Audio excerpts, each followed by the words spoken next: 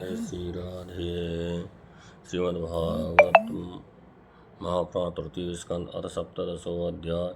हिरण्याकश्यप हिरण्याक्ष का जन्म तथा हिरण्याक्ष के दिग्विजय। श्री मैत्री जी ने कहा, विदुर जी, ब्रह्मा जी के कहने से अंधकार का कारण जानकर देवताओं की संख्या निवृत्त हो गई और फिर वे सब सुरलोक को लौट गए। इधर दित्य को अपने पतिदेव कथानुसार पुत्रों की ओर से उपद्रवादि की आशंका बनी रहती थी। इसलिए जब पूरे 100 वर्ष बीत गए तब उस साध्वी ने 2 यमज जुड़वे पुत्र उत्पन्न किए। उनके जन्म लेते समय स्वर्ग, पृथ्वी और अंतरिक्ष में अनेकों उत्पात होने लगे, जिनसे लोग अत्यंत भयभीत हो गए। जहाँ तहाँ पृथ्वी और पर्वत कांपने लगे, सब दिशाओं में दहा होने लगा, जगह जगह उल्कापात होने लगे, बिजलियां गिरने लगीं और आकाश में अनिष्ट सूचक धूमकेतु, पुच्छल तारे दिखाई देने लगे। बार बार साएं करती और बड़े बड़े बच्चों की उखड़ती हुई बड़ी विकट और असहाय वायु चलने लगी। उस समय आंधी उसकी सेना और उड़ती हुई धूल ध्वजा के समान जान पड़ती थी।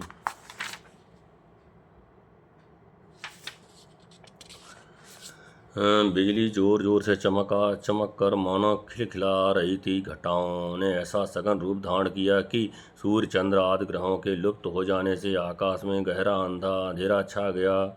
उस समय कहीं कुछ भी दिखाई न देता था। समुद्र दुखी मनुष्य की भांति कोलाहल करने लगा, उसमें ऊंची ऊंची तरंगें उठने लगीं और उसके भीतर रहने वाले जीवों में बड़ी हलचल मच गई। नदियों तथा अन्य जलाशयों में बड़ी खलबली मच गई और उनके कमल सूख गए। सूर्य और चंद्रमा बार बार ग्रस जाने लगे तथा उनके चारों ओर अमंगल सूचक मंडल बैठने लगे। बिना बादलों के ही गरजने का शब्द होने लगा तथा गुफाओं में से रथ की घड़घड़ाहट सा शब्द निकलने लगा। गांवों में गीदड़ और उल्लुओं के भयानक शब्द के साथ ही सियारियां मुख से देखती हुई आग उगल कर बड़ा अमंगल शब्द करने लगीं। जहाँ तहाँ कुत्ते अपनी गर्दन ऊपर उठाकर कभी गाने और कभी रोने के समान भांत भांत के शब्द करने लगे। विदुर जी, झुंड के झुंड गधे अपने कठोर खुरों से पृथ्वी खोदते हुए रेंकने का शब्द करते मतवाले होकर इधर उधर गूंज उड़ने लगे।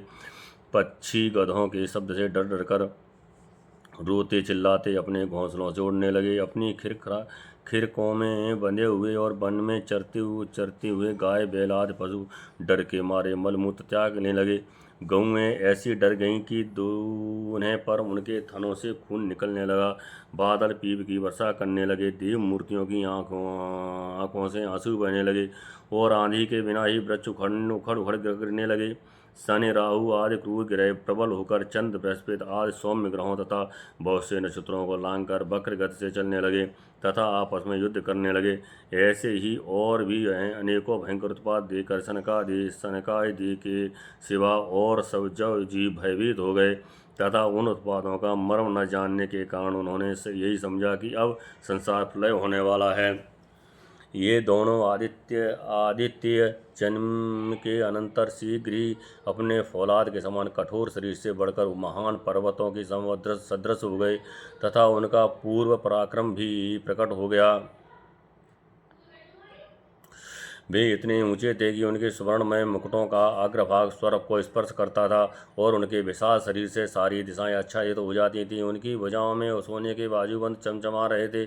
पृथ्वी पर जो वे एक एक कदम रखते थे उससे भूकंप होने लगता था और जब वे खड़े होते थे तब उनकी जगमगाती हुई चमकीली करधनी से सुशोभित कमर अपने प्रकाश से सूर्य को भी मात करती थी। वे दोनों यमज थे। प्रजापति कश्यप जी ने उनका नामकरण किया। उनमें से जो उनके वीर से दित्य के गर्भ में पहले स्थापित हुआ था उसका नाम हिरण्यकशिपु रखा और जो दित्य के उदर से पहले निकला वह हिरण्याक्ष के नाम से विख्यात हुआ। हिरण्यकशिपु ब्रह्मा जी के वर से मृत्यु भय से मुक्त हो जाने के कारण बड़ा उद्धत हो गया था। उसने अपनी भुजाओं के बल से लोकपालों के सहित तीनों लोकों को अपने बस में कर लिया।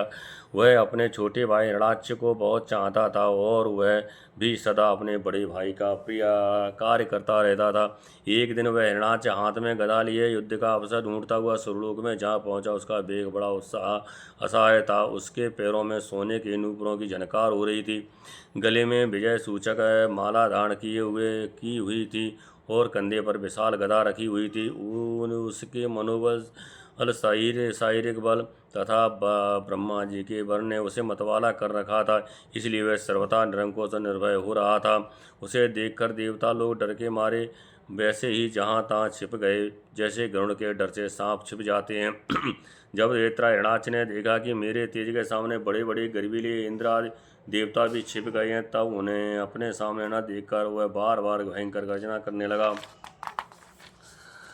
फिर वह महाबली दैत्य वहां से लौटकर जल क्रीड़ा करने के लिए मतवाले हाथी के समान गहरे समुद्र में घुस गया, जिसमें लहरों की बड़ी भयंकर गर्जना हो रही थी। ज्यों ही उसने समुद्र में पैर रखा कि डर के मारे वरुणों के सैनिक जलचर जीव हकबका गए और किसी प्रकार की छेड़छाड़ न करने पर भी उसकी धाक से ही घबराकर बहुत दूर भाग गए। महाबली हिरणाक्ष अनेक वर्षों तक समुद्र में ही घूमता और सामने किसी प्रतिपक्षी को न पाकर बार बार वायु वेग से उठी हुई उसकी प्रचंड तरंगों पर ही अपनी लोहमयी गदा को आजमाता रहा। इस प्रकार घूमते घूमते वह वरुण की राजधानी विभावरीपुरी में जा पहुंचा। वहां पाताल लोक के स्वामी जलचरों के अधिपति वरुण जी को देखकर उसने उनकी हंसी उड़ाते हुए नीच मनुष्य की भांति प्रणाम किया और कुछ मुस्कुराते हुए व्यंग से कहा, महाराज मुझे युद्ध की भिक्षा दीजिए। प्रभु आप तो लोकपालक और राजा और बड़े कीर्तिशाली हैं। जो लोग अपने बांका वीर समझते हैं उनके वीर मद को भी आप चूर्ण कर चुके हैं, और पहले एक बार आपने संसार के समस्त दैत्य दानवों को जीत कर राजसूय भी किया था। उस मदोन्मत्त शत्रु के इस प्रकार बहुत उपहास करने से भगवान वरुण को क्रोध तो बहुत आया, किंतु अपने बुद्धि बल से वे उसे पी गए और बदले में उससे कहने लगे, भाई हमें तो अब युद्ध का कोई चाव नहीं रह गया है। भगवान प्राण पुरुष के सिवा हमें और कोई ऐसा दिखता भी नहीं जो तुम जैसे रण कुशल वीर को युद्ध में संतुष्ट कर सके। दैत्यराज तुम उन्हीं के पास जाओ, वे ही तुम्हारी कामना पूरी करेंगे। तुम जैसे वीर उन्हीं का गुणगान किया करते हैं। वे बड़े वीर हैं, उनके पास पहुंचते ही तुम्हारी सारी इच्छा की पूरी हो जाएगी और तुम कुत्तों से घिरकर वीर सैया पर शयन करोगे। वे तुम जैसे दुष्टों को मारने और तत्पुरुषों पर कृपा करने के लिए अनेक प्रकार के रूप धारण किया करते हैं। श्रीमद्भागवत महापुराणे परमहंसायां संहितायां तृतीय स्कंधे हिरणाक्ष दिग्विजय सप्तदशो अध्याय। हिरणाक्ष के साथ वराह भगवान का युद्ध। श्री मैत्री जी ने कहा, तात वरुण जी की यह बात सुनकर वह मदोन्मत्त दैत्य बड़ा प्रसन्न हुआ। उसने उनके इस कथन पर कि तुम उनके हाथों से मारा जाएगा कुछ भी ध्यान नहीं दिया और चट नारद जी से श्री हरि का पता लगाकर रसातल में पहुंच गया। वहां उसने विश्व विजयी वराह भगवान को अपनी दाढ़ों की नोक पर पृथ्वी को ऊपर की ओर ले जाते हुए देखा।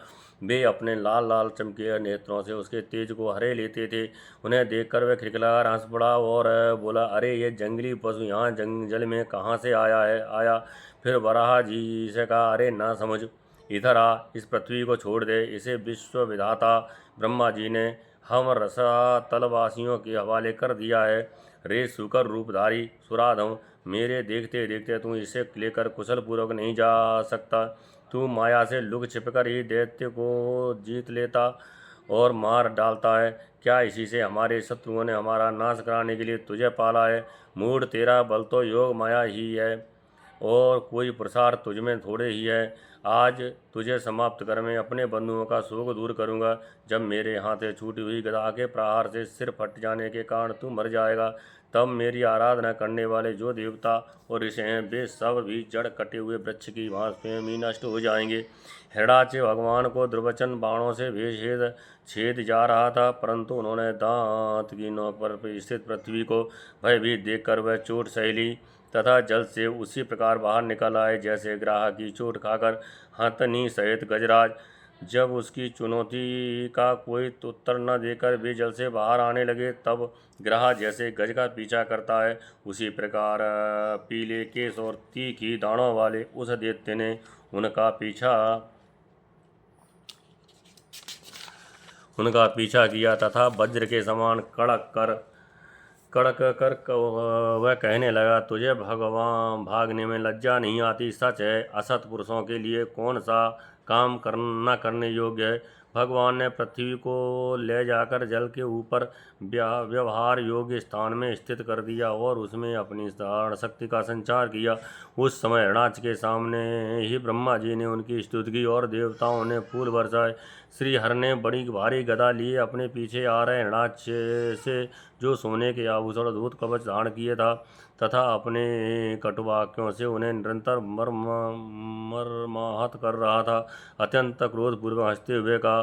श्री भगवान ने कहा, अरे सचमुच ही हम जंगली जीव हैं, जो तुझ जैसी ग्राम सिंहों कुत्तों को ढूंढते फिरते हैं। दुष्ट वीर पुरुष तुझ जैसे मृत्यु पास में बंधे हुए अभागे जीवों की आत्मश्लाघा पर ध्यान नहीं देते। हाँ, हम रसातलवासियों की धरोहर चुराकर और लज्जा छोड़कर तेरी गदा भय से यहाँ भाग आए हैं। हमसे ऐसी सामर्थ्य ही कहाँ कि तेरे जैसे अद्वितीय वीर के सामने युद्ध में ठहर सकें। फिर भी हम जैसे तैसे तेरे सामने खड़े हैं। तुझ जैसे बलवानों से बैर बांधकर हम जा भी कहाँ सकते हैं। तू पैदल वीरों का सरदार है, इसलिए अब निसंग होकर उधेड़ बुन छोड़कर हमारा अनिष्ट करने का प्रयत्न कर और हमें मारकर अपने भाई बंधुओं के आंसू पहुँच। अब इसमें देर न कर। जो अपनी प्रतिज्ञा का पालन नहीं करता है वह असभ्य है, भले आदमियों में बैठने लायक नहीं है। मैत्री जी कहते हैं, विदुर जी, जब भगवान ने रोज से उस दैत्य को इस प्रकार खूब उपहास और तिरस्कार किया, तब वह पकड़ कर खिलाए जाते हुए सर्प के समान क्रोध से तिलमिला उठा। वह खींचकर लंबी लंबी सांसें लेने लगा।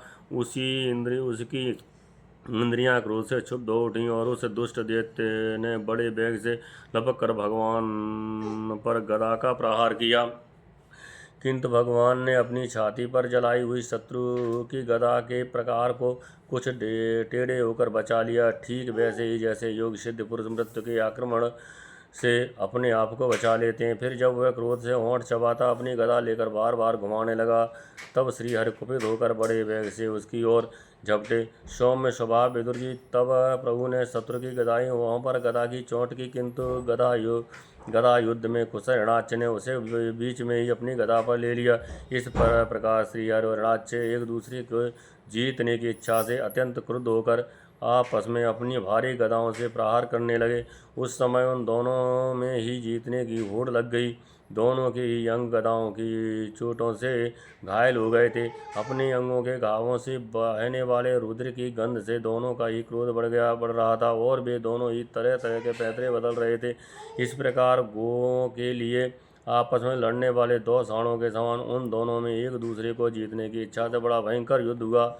विदुर जी, जब इस प्रकार हिरणाक्ष और माया से बराह रूप धारण करने वाले भगवान यज्ञ मूर्ति पृथ्वी के लिए द्वेष बांधकर युद्ध करने लगे, तब उसे देखने के लिए वहाँ ऋषियों सहित ब्रह्मा जी आए।